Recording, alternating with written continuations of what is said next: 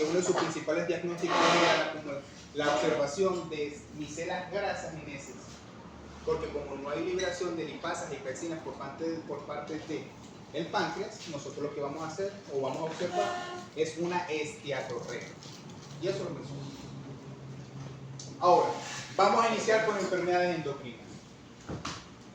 Y cuando hablamos de las enfermedades endocrinas, una de las primeras que vamos a mencionar o hacer mención es a la diabetes insípida.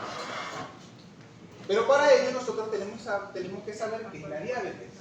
En este caso, nosotros hablamos como un proceso donde no hay acumulación o no hay capacidad de filtración por parte del riñón. Pero es a consecuencia de que, a pesar de que esto es una enfermedad que produce polidipsia y poliuria, que es uno de los principales problemas, no produce una hipoglicemia.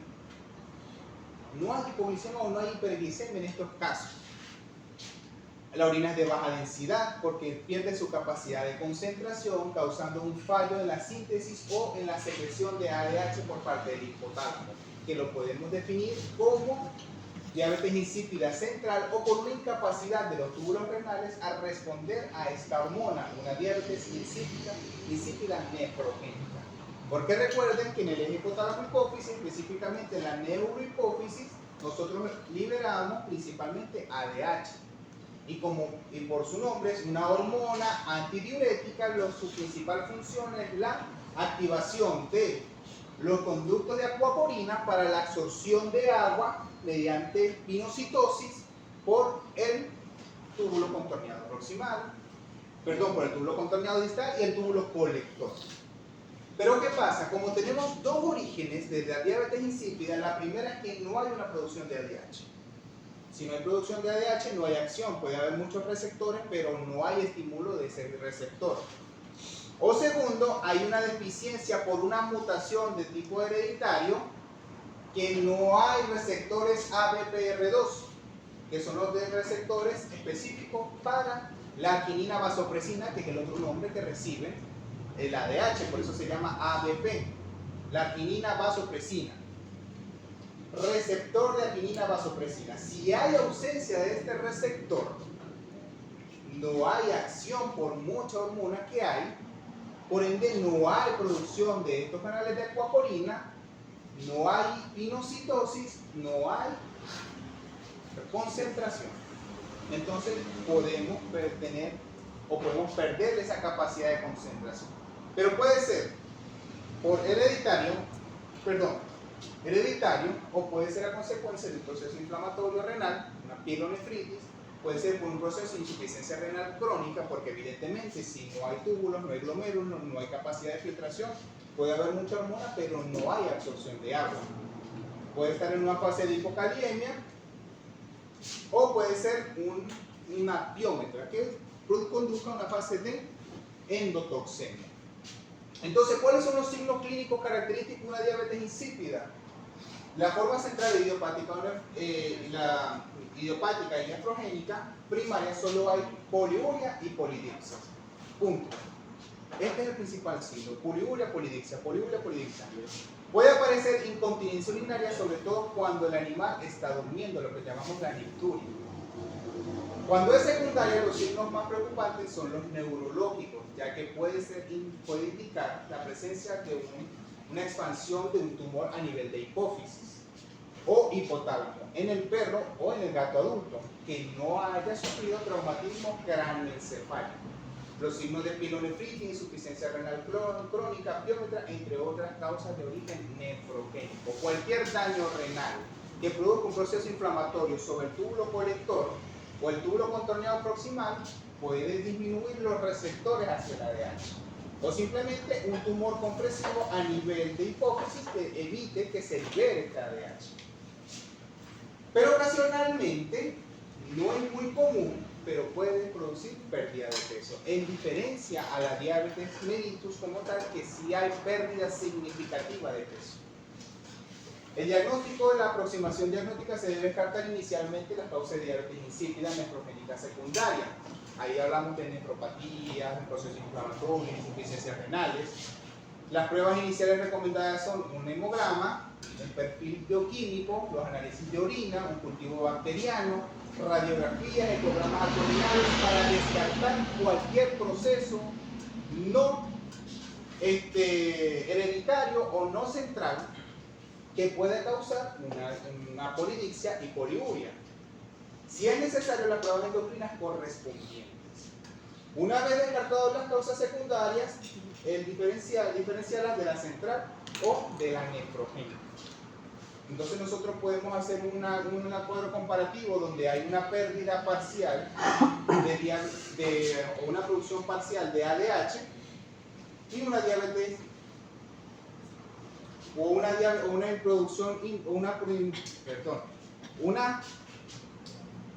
insípida central parcial o una diabetes insípida central total, donde cuando nosotros sometemos a un animal en un estado de hidratación, vemos que no hay una concentración total porque está por encima de 1000, o está a los alrededores de 1010. Una diabetes o una concentración o una gravedad específica básicamente diluida.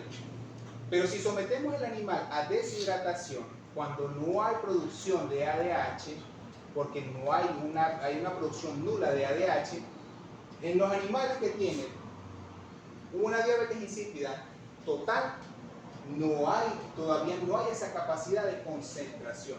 Pero lo que tiene una diabetes insípida central parcial, donde la cantidad o la producción de ADH es insuficiente, empiezan a aumentar las concentraciones.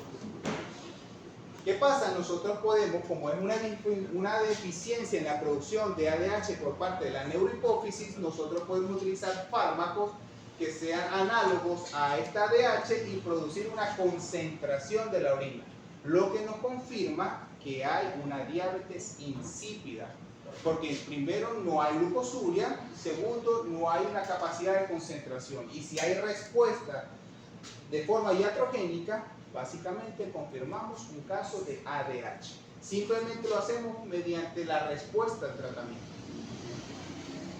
El pronóstico de la central idiopática y nefrogénica primaria tiene un pronóstico leve si se aplica tratamiento. O sea, tenemos que colocarle diuréticos concentradores de la orina de por vida. La forma central secundaria a traumas, el pronóstico es variable. Si es secundaria a tumores, el pronóstico es grave, especialmente si hay signos neurológicos de expansión por cuerpo extraño en cerebro. La diabetes insípida central, la administración de un sustituto de la hormona corrige los casos y mantener siempre el suministro de agua. Pero viene el otro caso cuando hablamos de una diabetes insípida nefrogénica, que el tratamiento son diuréticos. Que aunque parezca paradójico, los diuréticos tiazídicos tienden a aumentar la concentración a nivel plasmático, lo que va a disminuir la ingesta va a disminuir la polidipsia, por ende el animal siempre va a estar hemoconcentrado. Lo que vamos a hacer con los diuréticos tiazídicos es básicamente concentrar los niveles plasmáticos del animal, disminuimos la polidipsia, por ende siempre va a haber disminución de la poliuria. Pero es básicamente por hemoconcentración. Por eso, aunque parezca paradójico, lo que hacemos es hemoconcentrar el animal y disminuimos la polidipsia y la poliuria. Ahora, para hipotiroidismo, ustedes tienen que expandir su mente. ¿Por qué? Porque es que hipotiroidismo es un poco complicado de entender. Quisiera pasarlo rápido, pero sé que si lo paso rápido me van a entender mucho menos. Primero hablamos de el hipotiroidismo y hablamos de las hormonas tiroideas. ¿Cuál es la función de la hormona tiroidea? Así como se me pregunté cuál es la función de la hormona del cortisol. ¿Cuál es la función de la hormona tiroidea? ¿Cuál es la principal función de la hormona tiroidea?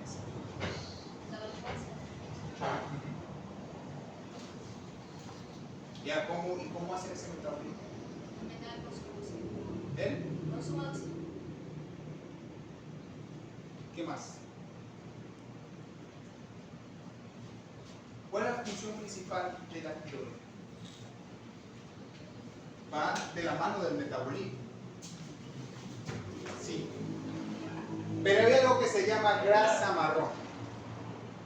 Grasa marrón. Marrón. Hay algo que se llama grasa marrón. Específicamente las hormonas tiroideas, T4 y T3, su principal función sí es acelerar el metabolismo, pero al acelerar el metabolismo acelera y produce calor. Las hormonas tiroideas están estrechamente relacionadas al calor. Si hay calor, recuerden que los cofactores o los estimulantes de las enzimas siempre van a depender de la temperatura. A mayor temperatura, mayor metabolismo. Por eso, a mayor temperatura, a mayor acción de T3 y T4, hay mayor producción de calor. Si hay mayor calor, todo el metabolismo se acelera. ¿Qué pasa? Esta acción de esta enzima produce, primero, aumento de la frecuencia cardíaca, porque aceleramos metabolismo. Si aumentamos metabolismo cardíaco, aumentamos también lipólisis. Si aumentamos lipólisis, producimos calor por parte de la vía gluconeogénica. Empezamos a contraer esos músculos, empezamos a generar ese calor. Y también tenemos aumento de la excitabilidad neuronal, específicamente por consecuencia de la producción de este calor.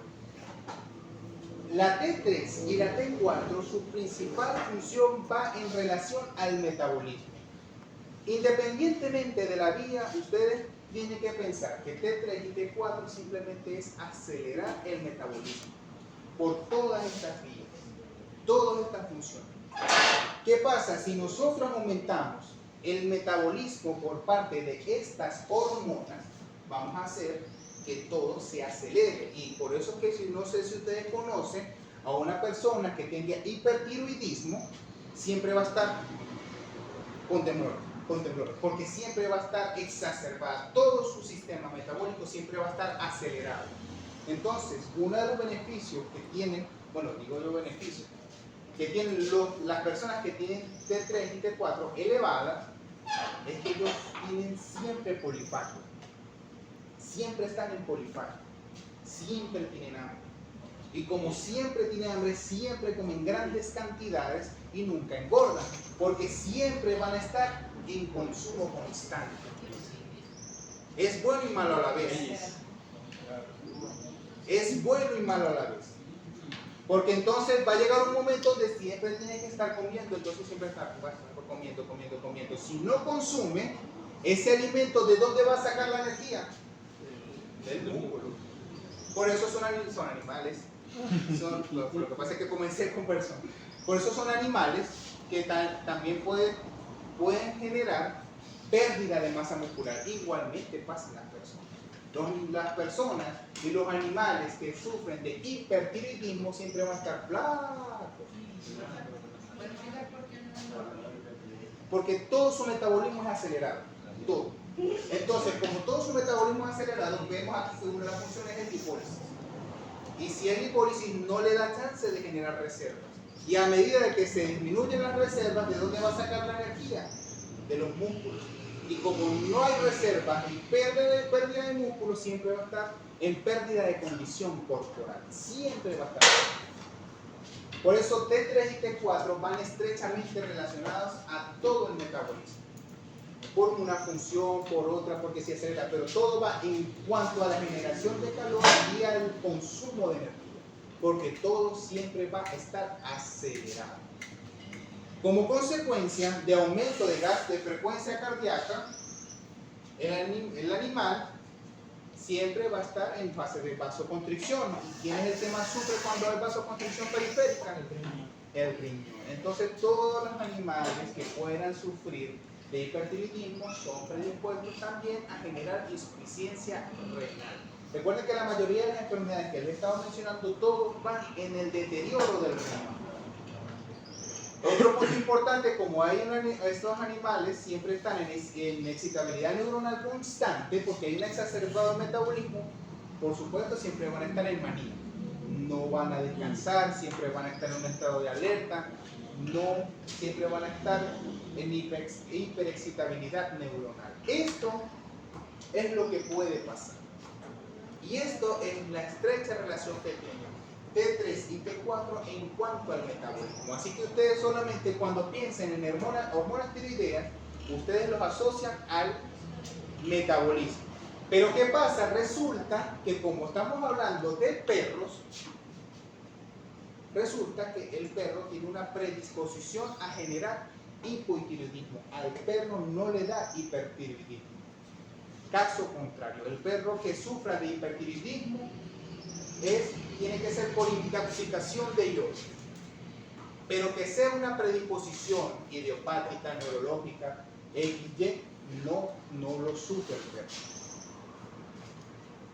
Ahora, el hipo, que es el que le da al perro, el perro sufre de hipotiroidismo, puede ser por tiroiditis linfocítica, un proceso inflamatorio y de tipo idiopático que empieza a degenerar y a destruir todas las células tirotropas, por ende no hay producción de hormona tiroides, por eso siempre está en hipo. Si no hay T3 y no hay T4, todo esto está bajo. Por ende, un animal, en este caso, el animal que está en hipotiroidismo, porque es el caso que estamos hablando de hipotiroidismo, siempre va a estar en una frecuencia de normal a baja. No hay lipólisis, por ende siempre va a tener acumulación. No hay producción de calor eficiente, por ende el animal siempre va a estar de normal a hipotérmico, pero no soporta ambiente frío. La intolerancia al frío es poco común, pero puede pasar. Y si es un animal que todo va en relación al metabolismo y ya eliminamos todo esto, va a estar en una disminución de la excitabilidad neuronal. Por ende, es un animal que siempre va a estar letárgico. Va a estar echado, siempre va a estar en sueño, va a pesar, siempre va a estar en estas condiciones. ¿Y de dónde nosotros podemos asociar de que pueda generar hipotiroidismo? El 95% del hipotiroidismo primario, alrededor del 50% se debe a la destrucción inmunomediada de la glándula tiroides, o puede pasar por una atrofia de tipo idiopático. Y el secundario aparece cuando las células secretoras de TSH a nivel de la hipófisis se destruyen por la acción de un traumatismo, una neoplasia o un quiste, o puede haber un hipotiroidismo terciario por menor producción de TRH por parte del hipotálamo. Entonces ya podemos cortar cualquiera de estas vías, si es a nivel hipotalámico, si es a nivel hipofisiario o simplemente es una destrucción de las células tirotropas. Estos son los tres tipos de hipotiroidismo que pueden pasar, de acuerdo a cuál sea el área afectada. Entonces nosotros vemos e imaginamos un animal con hipotiroidismo y lo que hacemos es disminuir todo su metabolismo. Entonces, la edad más común de presentación son animales jóvenes, de 2 a 6 años. Por lo general, el hipotiroidismo se produce en una reducción de la tasa metabólica que se manifiesta en el letargo porque hay disminución de la excitabilidad neuronal, va en inactividad y la tendencia a ganar peso sin que se incremente el apetito. Entonces, como una galletita y engordo. Es lo que pasa. O el consumo de alimentos poco común, pero puede haber una intolerancia al ejercicio. Esto es lo que nosotros asociamos a hipotiroidismo. Cada vez que nosotros pensemos en enfermedad tiroidea, si lo vemos muy gordo, vamos a hipotiroidismo. Si lo vemos muy flaco, nos asociamos a hipertiroidismo, pero todos siempre lo piensan en el metabolismo. En hipotiroidismo vamos a hablar un tema que vamos a asociarlo cuando veamos el tema de dermatología, pero lo más característico del hipotiroidismo es una patología que se denomina un signo dermatológico de origen hormonal, una alopecia endocrina. Porque ¿cuál es la característica de la alopecia endocrina? Que es una alopecia troncal en el tórax, en el tronco del animal, simétrica, porque es uniforme, no es circunscrita, no es irregular, no es inflamatoria y es bilateral. Y no menos importante, es no pruriginosa. Cuando ustedes vean un animal que tenga alopecia, que no es lo mismo que dermatitis, porque alopecia es la caída del pelo, que sea de origen troncal, que sea simétrico y aparte sea bilateral, son pacientes que le van a llegar a ustedes a consulta porque han pasado por diferentes médicos que le han puesto champú, le han puesto dermatoprotectores, vitaminas y no responden, que es lo más común cuando le llegan a la consulta. Doctor, a este animal no le han puesto tratamiento, le han puesto baño, le han puesto cosas y no responde, le hacen tricogramas y no describen nada, no describen hongos, no describen parásitos, no describen absolutamente nada. Ya le di el brapecto y todavía responde así. Tiene esta característica y resulta que se les olvida que hay alopecia, la alopecia endocrina, que es alopecia troncal, simétrica, bilateral, no pruriginosa, no produce prurito. La única condición para la cual esta patología produzca prurito es por consecuencia o por oportunismo. Si nosotros agarramos todo el metabolismo y lo disminuimos, lo hacemos también con el sistema inmune. Y si no hay un sistema inmune eficiente, se van a exacerbar todo lo que es la microbiota normal. Y recuerden que el Demodex canis, ¿cuál es el mecanismo de transmisión? De la madre al cachorro. No es flora normal. Es flora normal. Se transmite de la madre al cachorro, pero es la única método de transmisión porque el Demodex canis es flora normal del virus.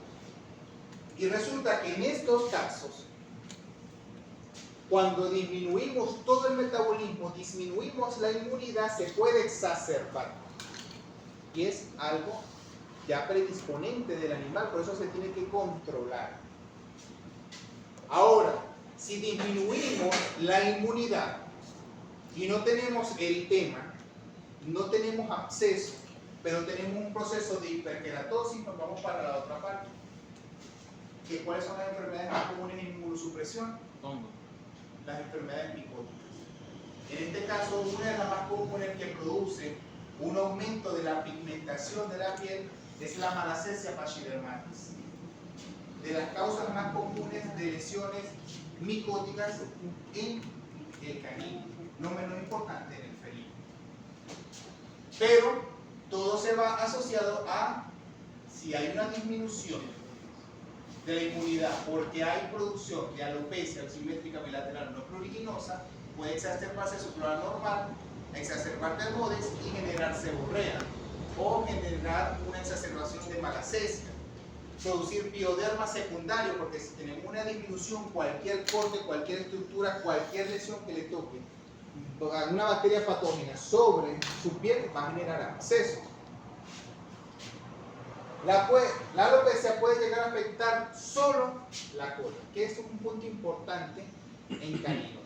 Cuando nosotros estamos hablando de caninos y vemos que el perro no tiene ningún tipo de alopecia, pero solamente tiene la cola alopécica, solamente la cola es alopécica, ella cursa con disminución del letargo, tiene pues apático, no tiene un apetito voraz y tiene fácil ganancia de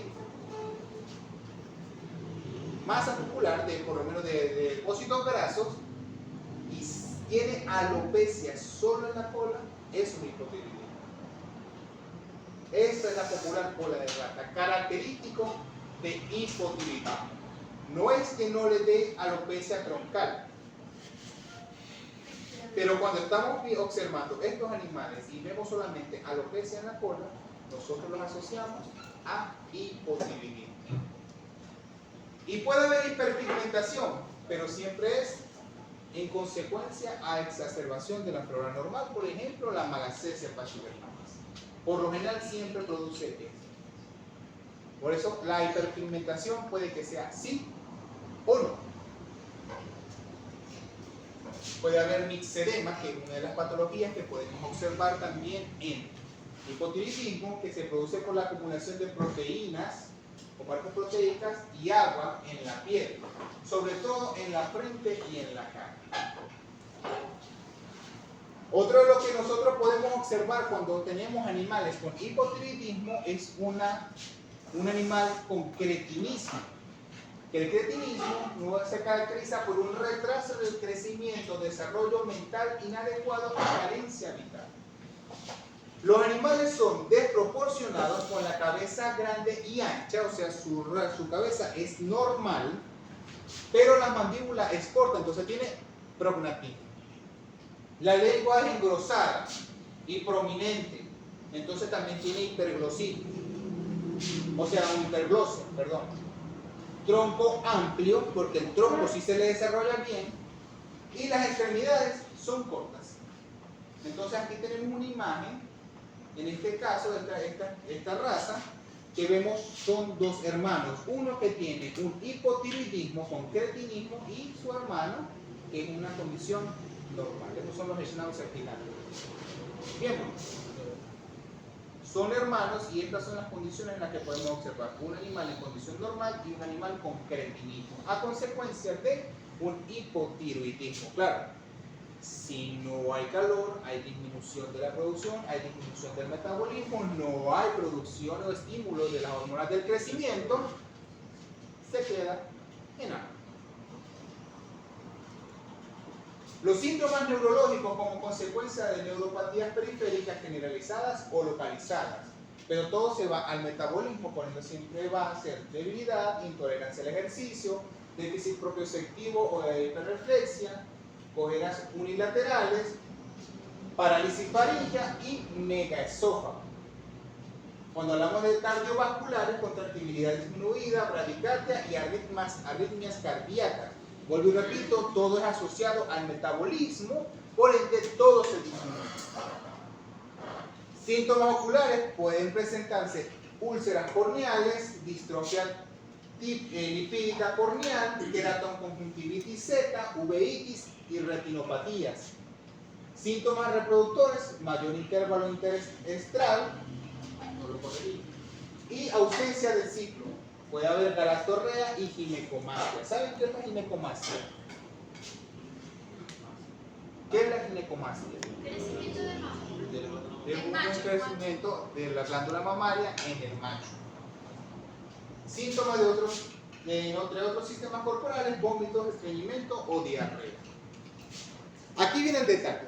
Cuando nosotros vamos a hablar del diagnóstico, hipotiroidismo es una enfermedad muy difícil de diagnosticar porque puede cursar con muchas patologías, sobre todo en la disminución del metabolismo. Pero ¿qué pasa? Que para llegar a un diagnóstico de hipotiroidismo siempre hay una excepción a la regla. Primero, el primer paso para abordar el diagnóstico consiste en descartar otras enfermedades mediante pruebas de laboratorio. Descartar que sea un proceso metabólico, o un proceso infeccioso, o un proceso renal, una infección urinaria, una pielonefritis, una otitis renal. Cualquier cosa que pueda generar toda esta sintomatología hay que descartar. La hematología, entre el 20 al 40% de los perros hipotiroideos presentan anemia de tipo no regenerativa, normocítica, normocrónica. Si hay una disminución del metabolismo, va a ser normal. Un punto importante que sí podemos tomar en cuenta en estos pacientes es que como hay una disminución del metabolismo, siempre va a haber una hipercolesterolemia, porque no hay ese metabolismo necesario para gastar todas estas reservas. Ahora, las pruebas hormonales. Todas las pruebas tienen su excepción en la regla. Raros son los pacientes que posean T4 bajo y TSH altos sin cambios en los valores bioquímicos como el colesterol, triglicéridos y el hemograma. Pero para nosotros dar un diagnóstico de hipotiroidismo, lo primero que hacemos es medir T4 sérica, que los valores normales no descartan el hipotiroidismo. Entonces ya podemos conseguir valores normales de T4 sérico y no decir que no es un hipotiroidismo. Porque ¿qué pasa? Autoanticuerpos anti-T4 pueden elevar sus valores séricos. Entonces, podemos conseguir lo normal, pero es un hipotiroideo. Fármacos como pueden ser fluctuaciones normales según la hora, porque a las 12 del mediodía hay mayor calor, entonces hay mayor producción de T4, también pueden generar T4 sérica colocándolo en valores normales, pero es un animal con hipotiroidismo. Entonces, conseguir T4 sérica en valores normales no descarta un hipotiroidismo. Obesidad, estrógenos, progesterona e insulina también puede enmascarar un hipotiroidismo cuando conseguimos T4 séricas normales. Por eso nos vamos a la siguiente prueba, que es la T4 sérica libre. El valor es buscado cuando no son concluyentes las T4 séricas. Su valor normal descarta hipotiroidismo. Aquí sí, pero también puede estar asociada a valores bajos, no descartan hipotiroidismo. Porque enfermedades agudas, no tiroideas y fármacos pueden bajar su valor referencial enmascarando un hipotiroidismo. Por ende, tenemos que pasar al siguiente plano, que es medir TSH. Por supuesto, el TSH siempre se mide con T4 de forma rutinaria. La obtención de falsos positivos o falsos negativos es normal para esta prueba. Porque recuerden que todo depende del feedback. Si hay un aumento de 3T4, va a haber un bloqueo del feedback. Pero si hay un proceso autoinmune donde hay una elevación de T4, también va a producir un feedback y no va a haber producción de TSH. Por eso usted siempre tiene que tenerlo en cuenta. Ahora, tenemos T4 sérica, T4 libre y TSH. Con todas sus excepciones en la regla. Para nosotros ir despertando todo esto, tenemos que tener una clínica, que es la lógica. Si tenemos todos estos cambios y tenemos un animal con letargo, con anorexia, con disminución en la producción, con intervalos entre edades, incluso tenemos animales con ginecomastia, tenemos animales con hipomotilidad, podemos asociarlos con hipotiroidismo. ¿Qué no vamos a medir? T3. T3 no es relevante para hipotiroidismo, porque resulta que cuando hablamos de T3, ¿cómo se produce la T3? Hay dos vías. Primero, la T3 se produce, por supuesto, en las células foliculares tiroideas, que se produce T3 y T4. Eso en condiciones normales. Pero resulta que T3 es el producto de la desiodación que sufre el metabolismo de la T4 cuando cumple su función, porque recuerde que T4 no es funcional. Cuando llega a su sitio de acción se elimina un yodo para pasar otra vez a tironina y cumplir su función. Por eso T3 no es diagnóstico. Su producción es baja en nivel tiroideo y se considera como un subproducto de la desiodación de T4. Ahora, viene otro detalle en el caso de cuando estemos hablando de animal con hipotiroidismo, que tenemos los eutiroideos enfermos. Resulta que hay pacientes que demuestran valores bajos de T4 sérica y TSH normales o ligeramente elevados y no son pacientes con hipotiroidismo. Este es el problema de T4, porque T4, por supuesto, para el diagnóstico todos tienen su excepción en la regla y aparte hay algo que se llama el eutiroideo enfermo, donde razas particulares como estas que estamos observando acá pueden generar T4 sérica baja y TSH normales elevados y no son hipotiroidismo. Enfermedades como la mayoría, pueden generar T4 célica baja, TSH normal o elevada y no son animales con hipotiroidismo. Medicamentos que pueden generar estas condiciones y no son hipotiroidismo.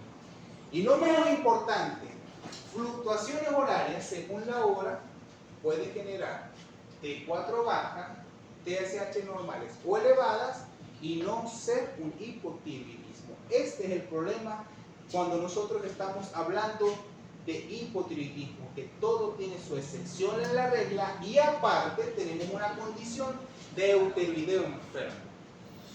Porque pueden haber muchas patologías que pueden generar estos cambios en T4 y TSH y mal diagnosticar a un animal con hipotiroidismo. ¿Por qué es importante hacerlo? Porque si nosotros mal diagnosticamos un animal con hipotiroidismo, ¿cuál es el tratamiento para el hipotiroidismo?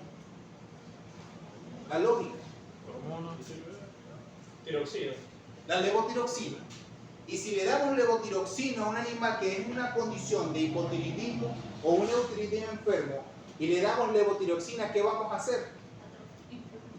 Exacerbar su metabolismo. Entonces vamos a colocar un animal que no va a llegar al hipertiroidismo, pero vamos a acelerar todo su metabolismo. Entonces va a condicionar a diferentes patologías. Pero a la larga puede liberar. ¿Ah? Pero a la larga puede liberar. Claro, por el bloqueo de un feedback negativo y generar un verdadero hipotiroidismo.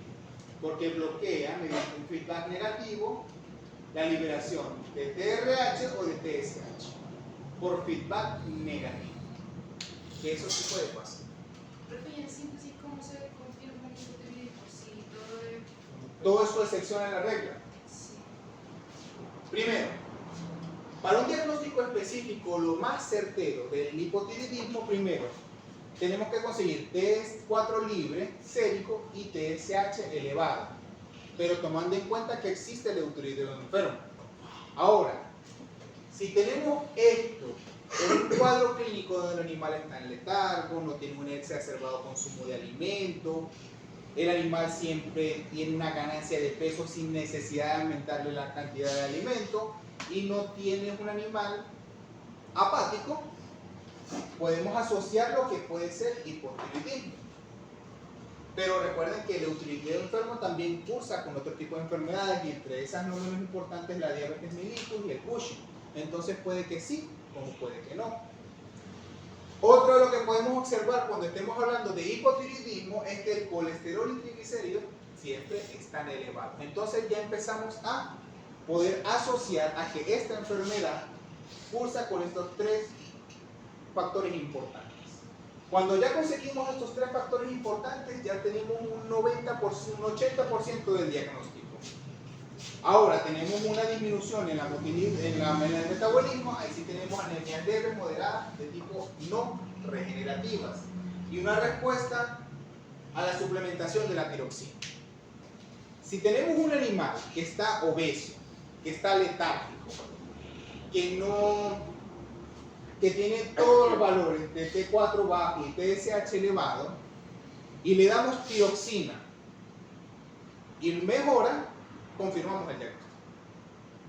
Punto. Eso es como el animal cuando estamos hablando de fiebre de la leche. Si tenemos un animal que está posparto, que es una vaca de alta producción, y está echada, le colocamos calcio y respondió, era fiebre de la leche. Si no respondió, le colocamos magnesio y respondió, era hipomagnesemia. Es básicamente eso. Respuesta al tratamiento. Por su excepción en la regla. Ese es el problema de hipotiroidismo, que tiene todo este detalle. Profe, ¿y la alopecia no se da en todos los casos? ¿O sí? No se da en todos los casos. Por eso es que tiene que cursar con la clínica. Porque aquí tenemos un animal con hipotiroidismo y aquí no hay alopecia. Profe, pero la cola de rata también se puede confundir con Cushing, ¿no? Ya vamos para allá. Pero el punto importante está que cuando solamente es en la cola, que fue lo que yo había mencionado, cuando solamente se enfoca en la cola, lo asociamos a hipotiroidismo. Pero si tomamos en cuenta que en Cushing, cuando es troncal, puede afectar incluso la colon. Pero en todas las patologías endocrinas, un punto importante está en que básicamente ellas no afectan los miembros. No hay alopecia en los miembros. Cada vez que hay una alopecia en los miembros, siempre es secundaria una patología de base.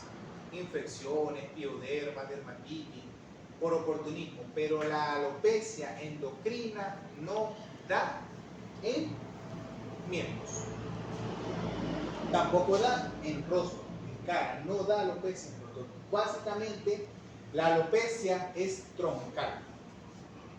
Esa es la característica de la alopecia de tipo endocrino, que es troncal.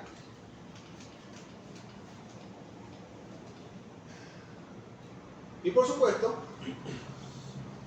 si tenemos hipotiroidismo, bueno, Dios quiera no de los libres, pero si hay un animal, tenemos un caso con hipotiroidismo,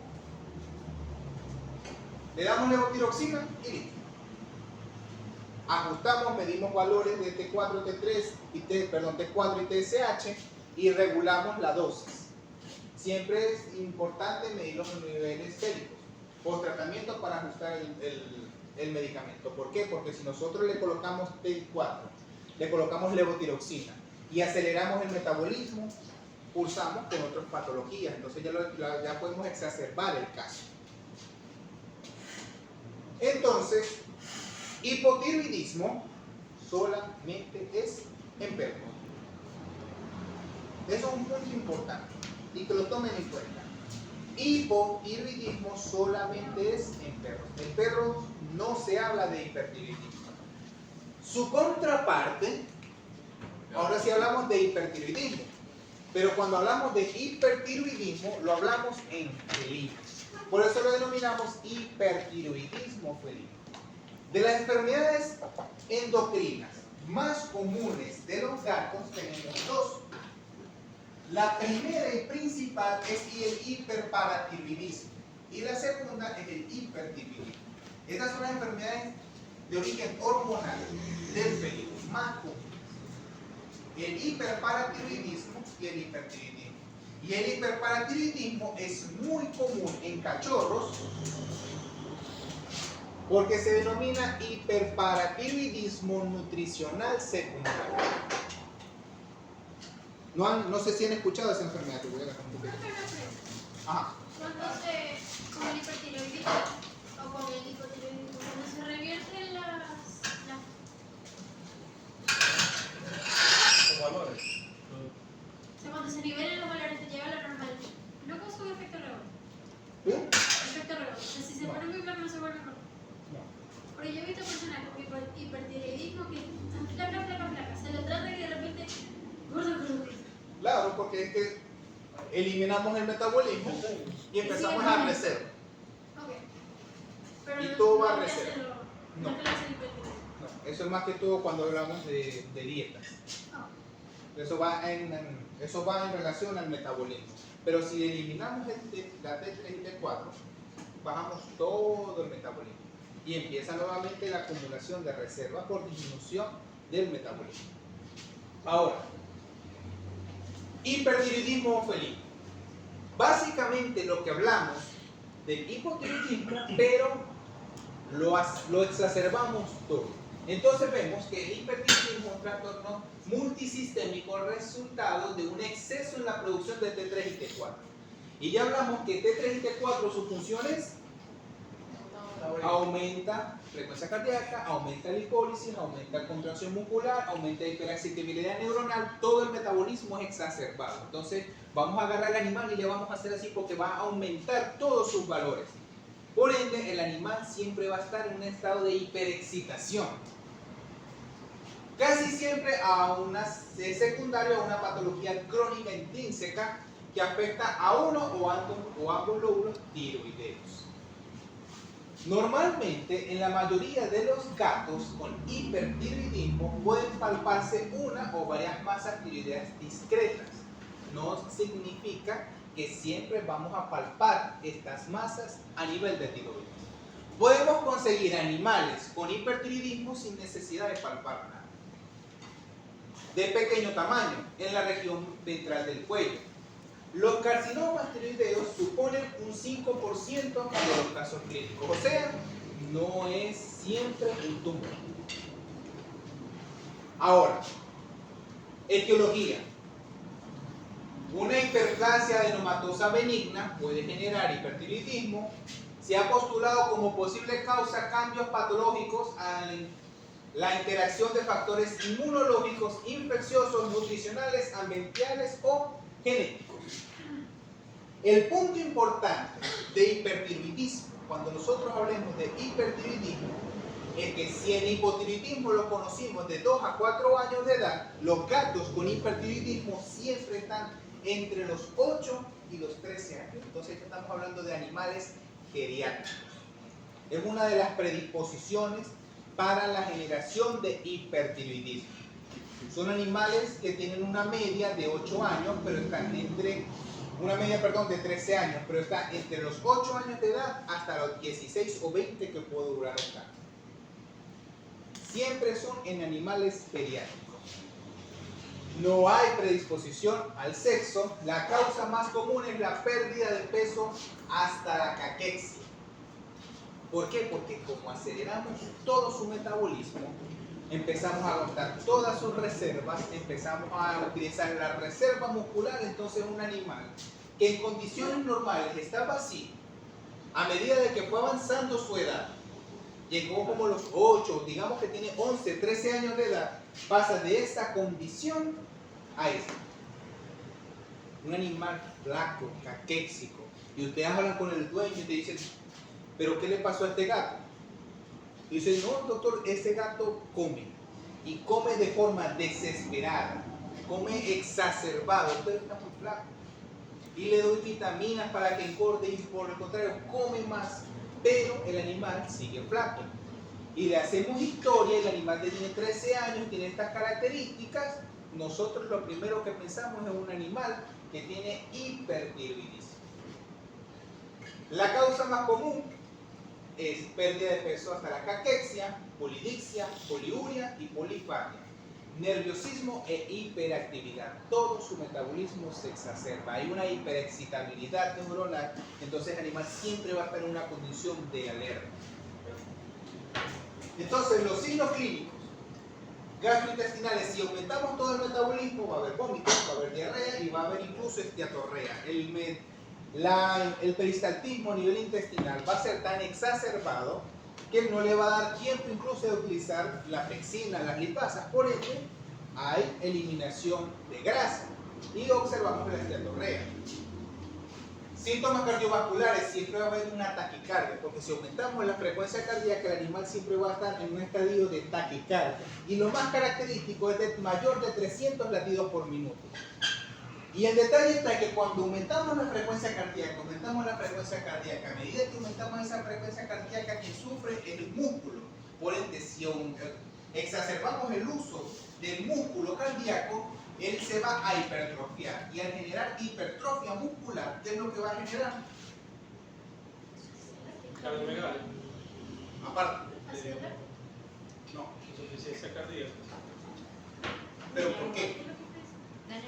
Por una estenosis de la pared. Por engrosamiento. Hay un... Hipertensión. Tenemos esa hipertensión, pero hay una característica de que aumentamos la frecuencia cardíaca y aumentamos el músculo cardíaco. Y es un signo clínico, el soplo. Hay un soplo. Claro, si aumentamos frecuencia cardíaca, aumentamos contractibilidad, aumentamos presión y vencemos la válvula. En este caso puede ser tricuspidia o puede ser mitral. Por aumento de la frecuencia de contracción vamos a observar soplos. Y no solamente soplo, porque sería un soplo sistólico, tanto en sístole como en diástole, porque va a ser en sístole en el momento que hay una contracción muscular y va a haber regurgitación hacia las aurículas, y como está en aumento de la frecuencia, aumento del gasto cardíaco, y hay hipertrofia, entonces cada vez que hay una diástole incluso va a haber regurgitación por parte de la pulmonar y la aorta hacia los ventrículos. Y se puede observar porque todo el sistema cardiovascular se hipertrofia. una miocardiopatía hipertrófica, característica del gato. Entonces puede haber palpación en choque de punta, los síntomas renales, por supuesto, todas las patologías cardíacas que cursen con hipertensión y con aumento de los milímetros de mercurio va a generar hipoperfusión renal, lo que va a generar a consecuencia una insuficiencia renal crónica. Síntomas oculares podemos ver hemorragias retinales y los desprendimientos de retina son las complicaciones más frecuentes de hipertensión sistémica en los gatos con hipertiroidismo. Entonces, una de las características que nosotros vamos a observar cuando estemos hablando de hipertiroidismo y en la exploración clínica es que va a haber desprendimiento de retina. ¿Y cómo identificamos nosotros el desprendimiento de retina? ¿Cuál es la función de la retina? ¿Cuál es la función de la retina? ¿Ah? Sí, visión, pero ¿cómo? No es la que capta la luz. La captación de la luz. Principal función de la retina es la captación de la luz, porque todos emanamos luz de diferentes ondas, pero todos emanamos luz y por eso nosotros podemos distinguir los diferentes colores y las diferentes intensidades. Pero la función de la retina es la captación de la luz. Y si no hay captación de la luz, ¿qué va a hacer el ojo? Va a buscar mayor captación de luz, porque si hay un desprendimiento de retina, no captamos la luz, ¿qué va a hacer el ojo? Va a buscar de alguna forma buscar más luz. ¿Y cómo va a buscar más luz? Dilatación pupilar. Entonces son animales que tenemos en una condición de caquexia, son animales que están hiperestésicos, son animales que están exacerbados y cuando lo estamos observando y le colocamos la luz de la linterna y se lo colocamos directamente al ojo, no hay captación de la luz, no hay miosis. Entonces siempre va a estar en midriasis. Una de las causas por las cuales nosotros podemos asociar a que hay desprendimiento de retina. No menos importante la hiperreflexia tapetal, pero de eso lo vamos a hablar cuando es el tema de ojo. Y no menos importante el bósforo. El diagnóstico, por supuesto, si tenemos un aumento, una exacerbación del metabolismo, las pruebas de alimentación diagnóstica va a ser una hematología. Una hematología de un animal que siempre está en un estado de alerta va a ser un leucograma de estrés, que va a ser leucocitosis con eosinófilo bajo y con linfopenia. Y no menos importante, con neutrofilia. La bioquímica siempre va a haber una exacerbada elevación de las enzimas hepáticas y una LDH que es, no recuerdo muy bien las siglas, pero va asociado al deterioro de los eritrocitos y la evidencia de la disfunción renal concurrente. Pruebas diagnósticas específicas, determinar las concentraciones de hormonas tiroideas circulantes. Aquí si vemos T4 libre y TSH elevado, todo por encima, ya diagnosticamos un proceso de hipertiroidismo, punto. Aquí no hay que si uno, que si sube, que si no. Aquí si es T4 elevado y TSH elevado, es hipertiroidismo. O si tenemos TSH bajo, pero T4 elevado, eso significa que hay una producción de T4 sin estímulo de TSH, lo que confirma un hipertiroidismo. Aquí el problema es el tratamiento. Bueno, esto básicamente es el diagnóstico. Aquí. Cuando hablamos del tratamiento, nosotros cuando hablamos del tratamiento en cuanto a hormonas tiroideas, lo que tenemos que buscar es la inhibición de esas hormonas tiroideas para disminuir la exacerbación del metabolismo. Entre eso tenemos el metimazol. ¿Cuál es la función del tratamiento a largo plazo para todas las formas de hipertiroidismo, ya sea central, ya sea periférico, ya sea que sea en hipotálamo, hipófisis o en tiroides, que estabiliza al gato, puede valorar su función renal antes para realizar una tiroidectomía o el tratamiento con yodo reactivo. Otra de las causas, ella lo que va a hacer es va a bloquear la producción al eliminar una enzima específica. Pero el otro tratamiento que podemos utilizar es el yodo reactivo.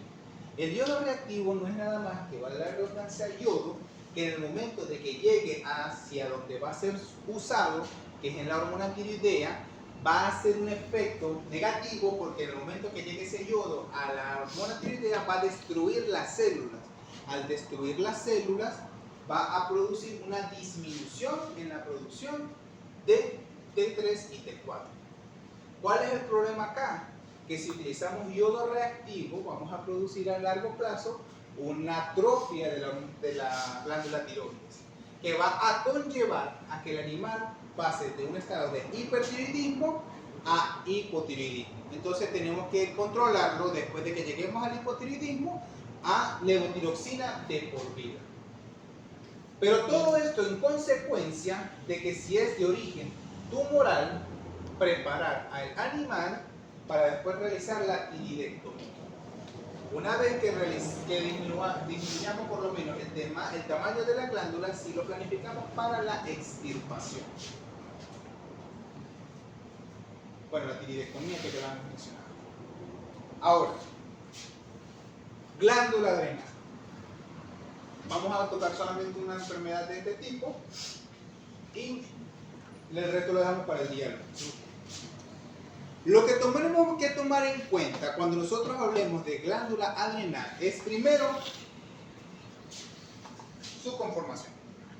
Tenemos la corteza y la médula, donde en la glándula adrenal, como la dividimos en corteza y médula, la subdividimos en zona glomerular, zona fascicular y zona reticular.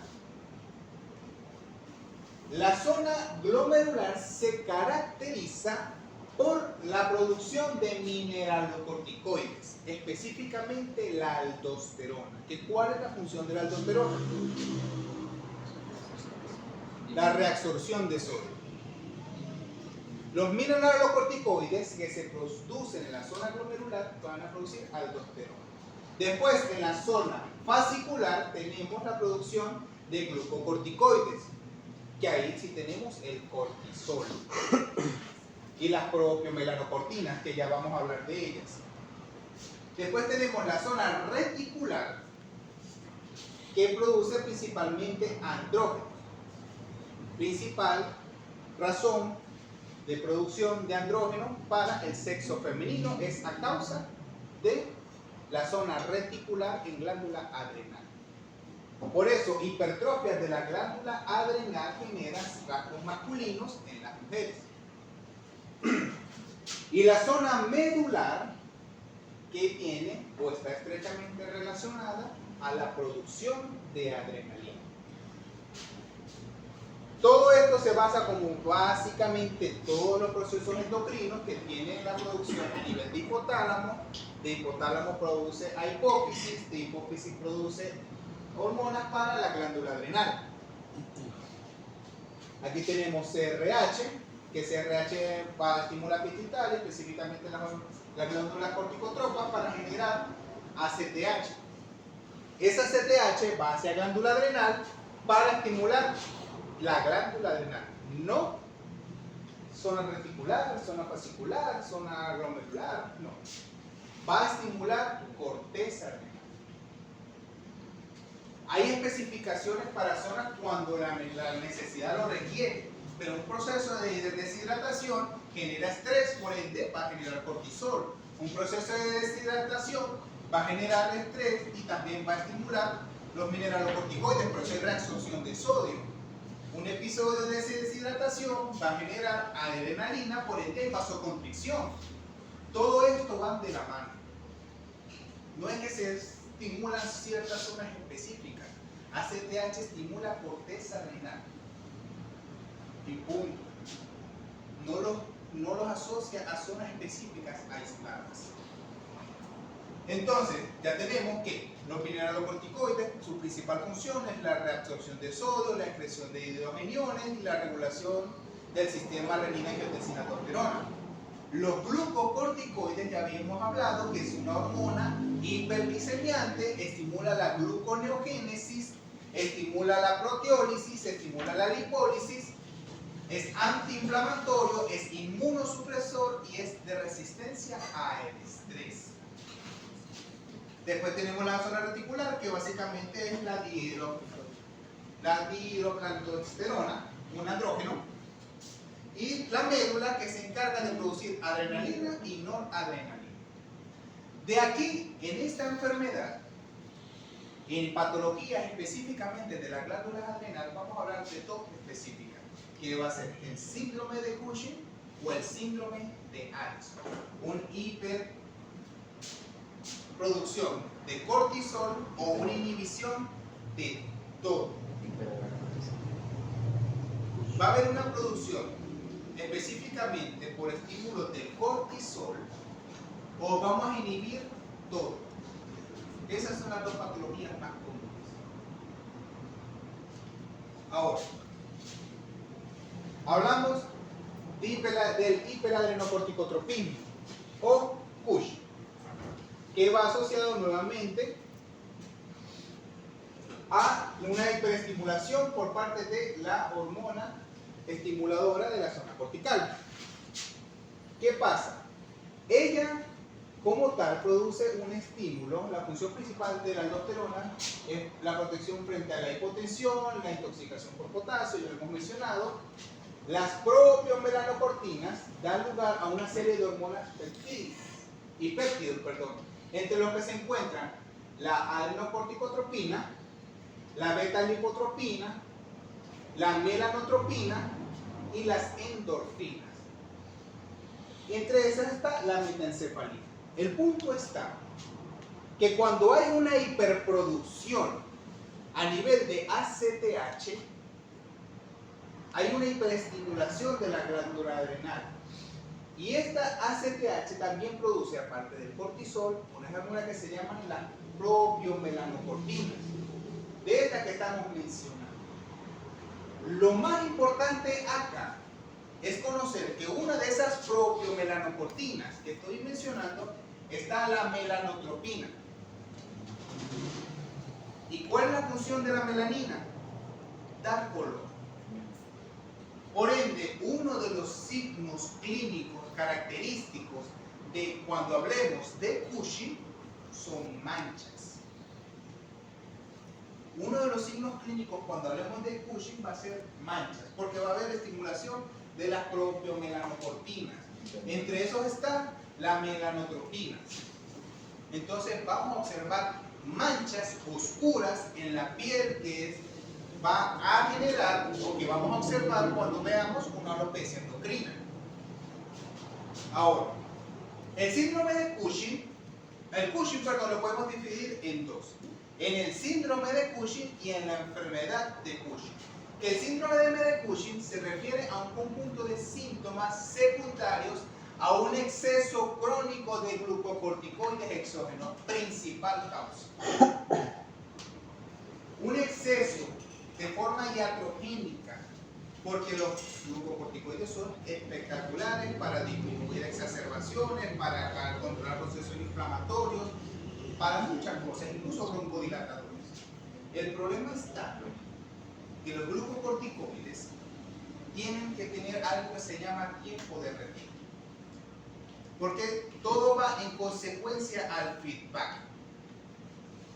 Si nosotros utilizamos glucocorticoides y producimos un feedback negativo donde hay supresión de CRH o ACTH, vamos a producir de tiempo prolongado y en dosis alta inhibición de estas células específicas. Si inhibimos estas células específicas por un feedback negativo sostenido, va a haber atrofia celular. Porque recuerden que en la biología lo que no se usa se atrofia. Entonces, si hay atrofia de estas glándulas, no va a haber producción ni de CRH ni de CTH. Por ende, con el tiempo va a generar problemas. Y entre esos problemas vamos a observar el Cushing. Porque no obstante que hay eliminación o atrofia de estas células, cuando eliminemos los glucocorticoides exógenos, el cuerpo se va a acostumbrar a manejar grandes cantidades de glucocorticoides. Entonces, una vez que cortemos el exógeno, el cuerpo necesita manejar los mismos niveles de cortisol. Por ende, siempre va a haber hiperproducción por parte de la glándula adrenal, lo que va a llevar al Cushing. Por eso se llama hiperadrenocorticotropismo. Ahora, tenemos el síndrome de Cushing y después tenemos la enfermedad de Cushing. Que la enfermedad de Cushing sí hace referencia a los casos en los que es exceso de glucocorticoides de origen endógeno. Es una de las enfermedades endocrinas más frecuentes. La media de los casos se sitúa entre los 7 y 9 años de edad, de acuerdo al cual sea el médico que lo haya tratado. Igualmente tenemos un Cushing de origen central o tenemos un Cushing de origen periférico o adrenal. La característica de ellos dos se basa en las hormonas.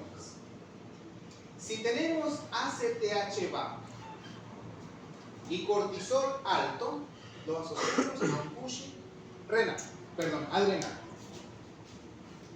Pero si vemos ACTH elevados y cortisol elevados, lo asociamos a un Cushing central. Y tiene lógica, porque si aumentamos la producción de cortisol sin estímulo exógeno, entonces este siempre va a estar inhibido por feedback negativo.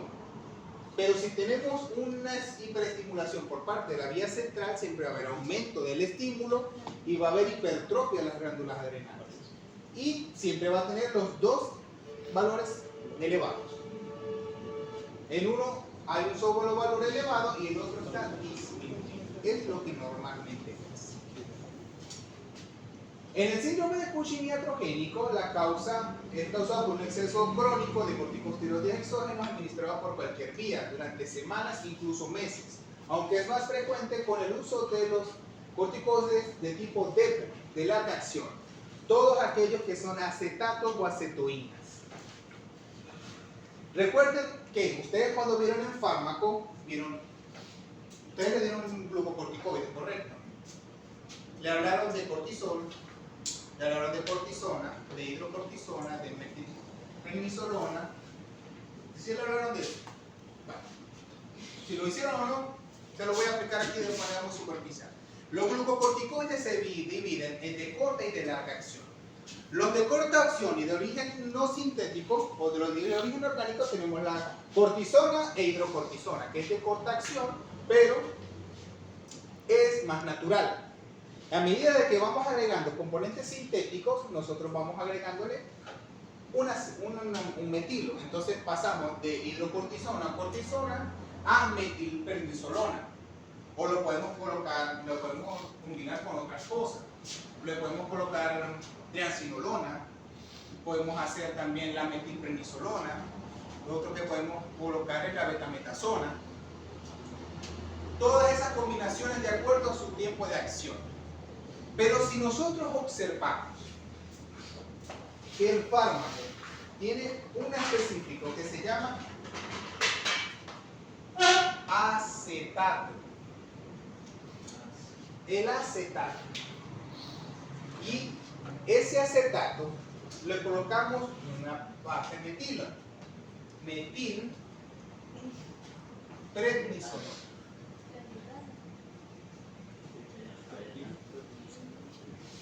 Acetato de metilprednisolona. Ya el hecho de que tengamos un grupo metilo es de rápida acción, pero por tiempo prolongado.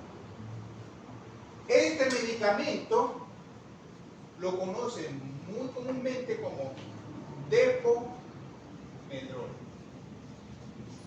El depomedrol es acetato de metilprednisolona.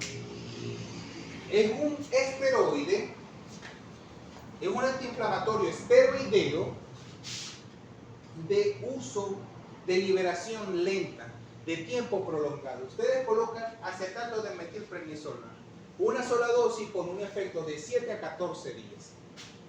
Muy bueno para ciertas patologías de origen inmunomediado, pero malo porque tiene que cumplir una dosis de retiro.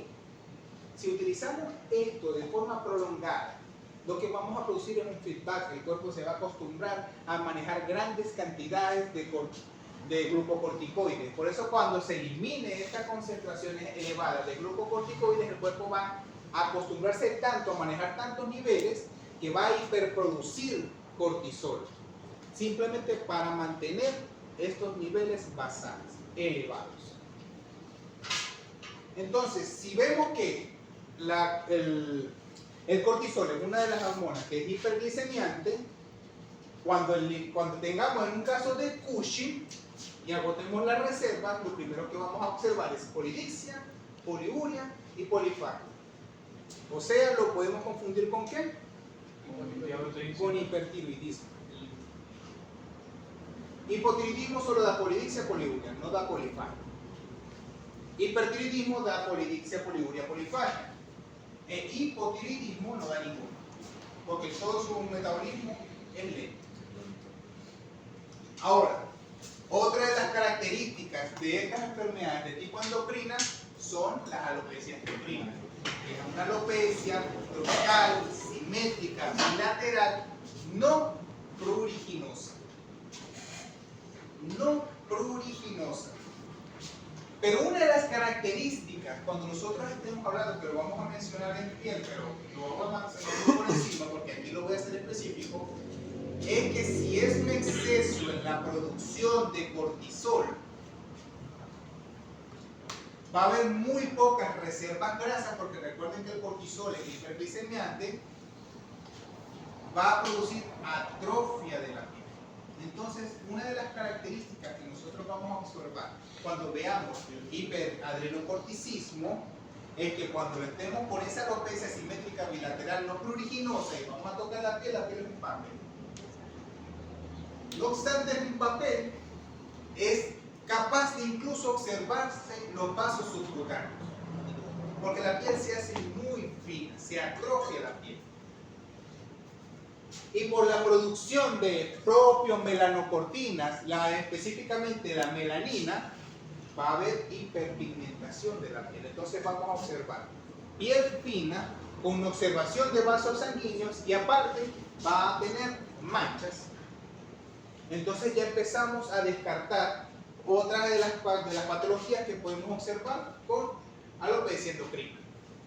No solamente alopecia simétrica bilateral no pruriginosa, es Cushing, o es hipertiroidismo, o es el... Acá acabo de decir. La que dije ahorita. Bueno. Es frecuente en la aparición de infecciones cutáneas. Por supuesto, si hay elevación de glucocorticoides, hay inmunosupresión, hay exacerbación de flora y hay predisposición a enfermedades.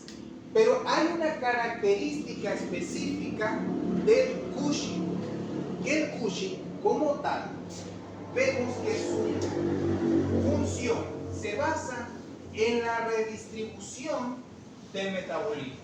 Si vemos que es lipolítico e hiperglicemiante, pero él agota reservas de rostro y de miembros, pero hace migración lipídica para abdomen. Entonces la reserva grasa que va a generar un Cushing va a ser únicamente abdominal.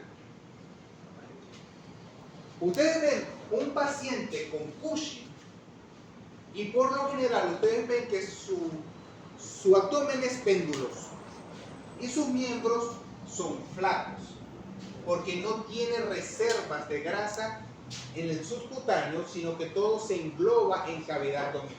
Entonces, vemos un animal con Cushing y entonces, si disminuimos por las reservas de grasa en las extremidades y cráneo, va a poseer exoftalmo, va a haber depresión, va a haber grasa corporal, va a haber deshidratación y en piel, aparte de la alopecia simétrica bilateral no pruriginosa en el 80% de los casos, va a haber comedones. ¿Qué son los comedones?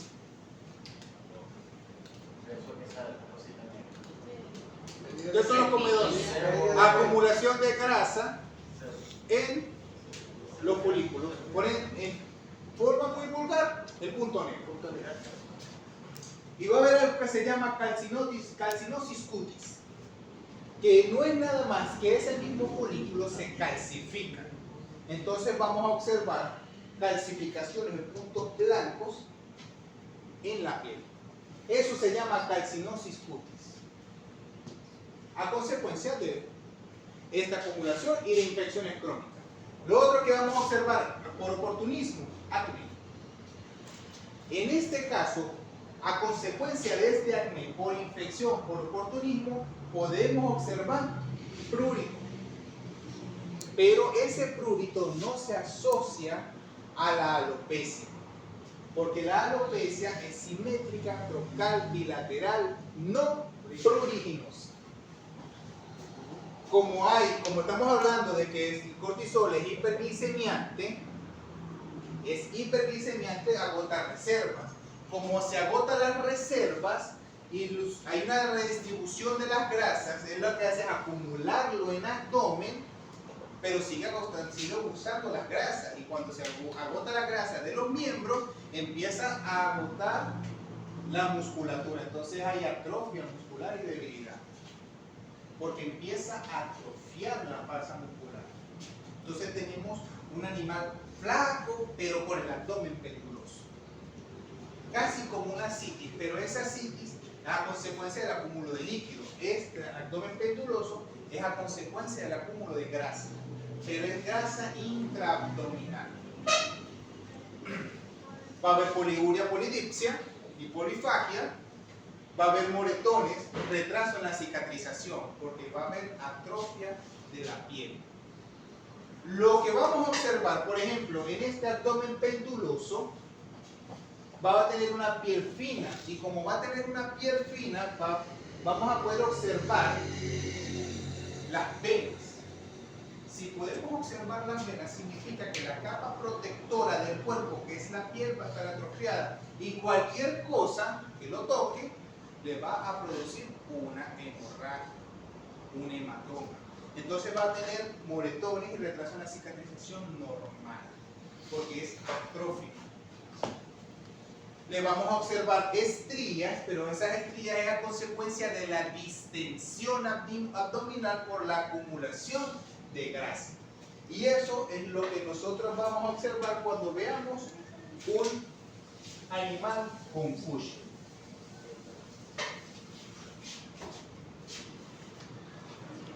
Entonces lo estamos observando así.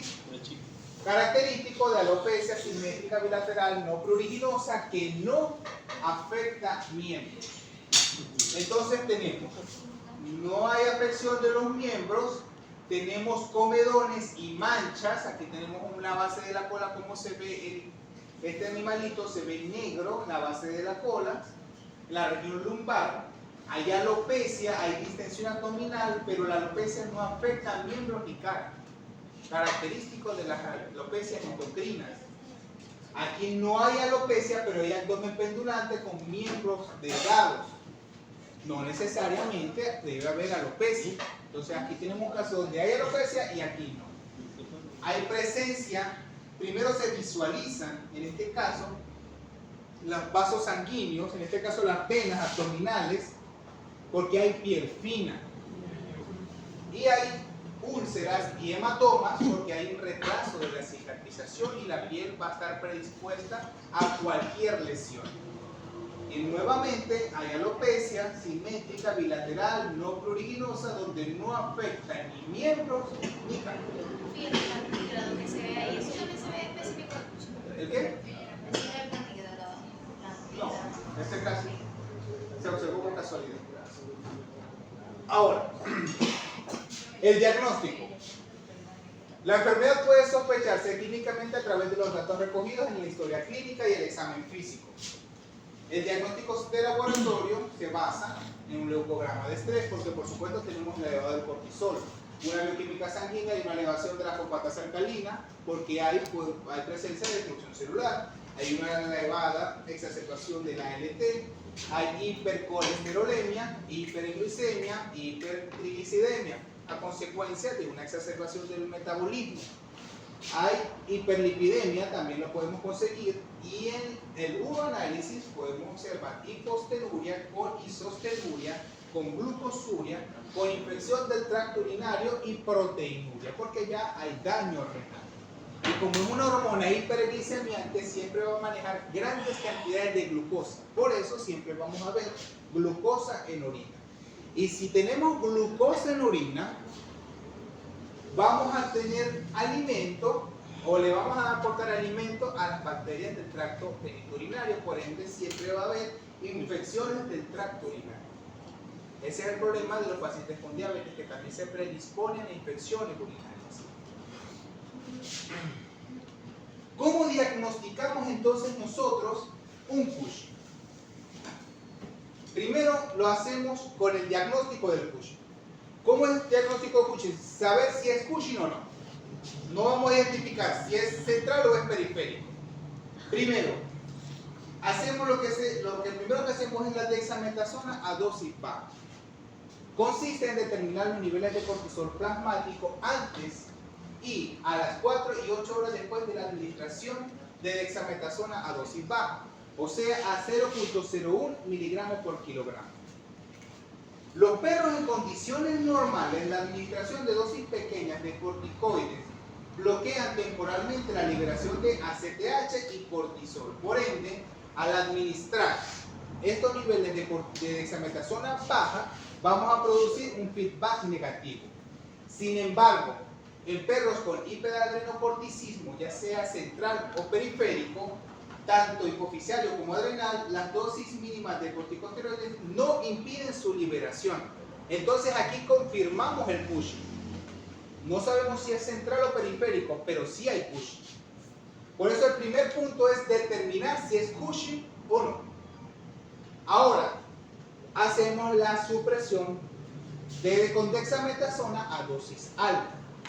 La prueba consiste igualmente en determinar los niveles plasmáticos de cortisol antes y a las 8 horas después de la administración con dexametasona. A dosis de 0.1 a 1 miligramo por kilogramo por vía endovenosa. La administración de dexametasona impide, independientemente de la dosis, no suprime la secreción de cortisol cuando se produce un tumor adrenal. O sea, hay inhibición de las concentraciones de ACTH, pero el cortisol no se disminuye. Por ende, confirmamos que el Cushing es de origen adrenal. Eso es lo que nosotros vamos a confirmar. Sin embargo, una dosis elevada de dexametasona sí es capaz de suprimir la secreción de cortisol en animales con hiperadrenocorticismo hipoficial. Estas son básicamente las dos formas que lo vamos a descartar. Primero, saber si es Cushing con una concentración de dexametasona a dosis baja o si es adrenal a una concentración de dexametasona a dosis alta. O sea, no se sabe si es central, o adrenal sí se va a saber. Solamente si es adrenal, pero evidentemente si descartamos la adrenal, es central. Esto es la otra forma de descartar con la presencia de Cushing, pero la estimulación de ACTH, pero no me voy a enfocar mucho en esto porque es muy poco probable. Lo otro importante, cuando nosotros estemos hablando de Cushing o de hiperadrenocorticismo, es mediante ecografía. Normalmente en la ecografía las glándulas adrenales no se observan. En la ecografía ambas glándulas adrenales se ven de tamaños iguales, normal o ligeramente aumentado. El hallazgo es compatible con un hiperadrenocorticismo hipoficial. ¿Qué pasa? Normalmente una glándula adrenal se ve por encima del riñón de forma muy pequeña, incluso a veces tiende a ser imperceptible. Cuando hay hipertrofia de esta glándula adrenal y es bilateral, confirmamos que el Cushing es hipoficiario porque lo hace de forma igual tanto para las dos glándulas adrenales. Pero si resulta que nosotros estamos haciendo un ecograma y estamos observando un aumento de volumen, de consistencia hiperecogénica por encima del riñón y es unilateral, si confirmamos que es un Cushing de origen adrenal.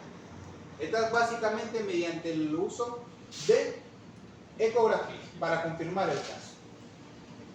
Ahora, el tratamiento médico se basa en la corrección de la sintomatología. Uno de los que vamos a utilizar es el mitotano, que es una potente droga endocrinolítica que provoca necrosis progresiva de la zona fasciculada y reticular. Que aquí viene el principal detalle. Produce una lisis de la zona fascicular y la zona reticular, la que produce mineralocorticoides y glucocorticoides, no es específica.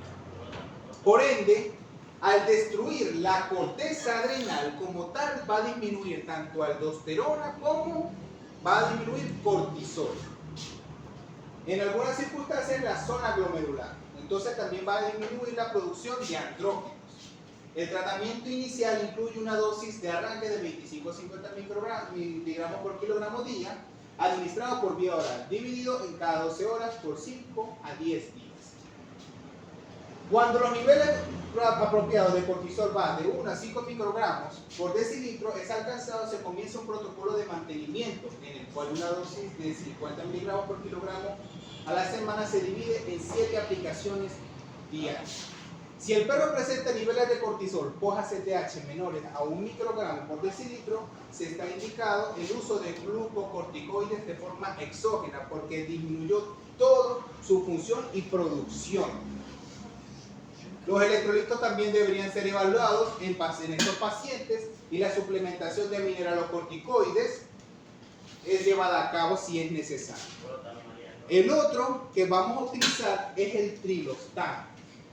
Pero en este caso el trilostano es selectivo para esta enzima, la 3-beta-hidroxiesteroides deshidrogenasa en la corteza adrenal que bloquea la producción de glucocorticoides y en menor grado de mineralocorticoides y de las hormonas sexuales. Entonces lo que vamos es a disminuir la producción hormonal. El protocolo de tratamiento recomendado incluye un régimen de dosificación de 2.2 a 6.7 miligramos vía oral cada 24 horas. Una prueba de estimulación con ACTH es efectuada a los 15 días de haber comenzado el tratamiento y la dosis puede ser ajustada dependiendo de los resultados. Esto principalmente, sobre todo el uso del mitotano, viene en consecuencia para cuando estamos hablando de procesos de origen de hiperadrenocorticismo adrenal, porque la consecuencia de esto es pasar a la fase quirúrgica, disminuir el tamaño de la masa para poder extirparla. El tratamiento de hiperadrenocorticismo adrenal es médico si la cirugía no es una opción de acuerdo a la edad, si es un tumor con metástasis o el opinoto refractario o el estado clínico del animal no compete. Entonces se puede emplear mitotano para tratar tumores adrenales funcionales. El tratamiento del síndrome de Cushing iatrogénico consiste en la reducción progresiva de los corticoides, ya que su eliminación brusca puede producir una crisis de hipercortisolismo. A partir del lunes vamos a hablar de Alzheimer.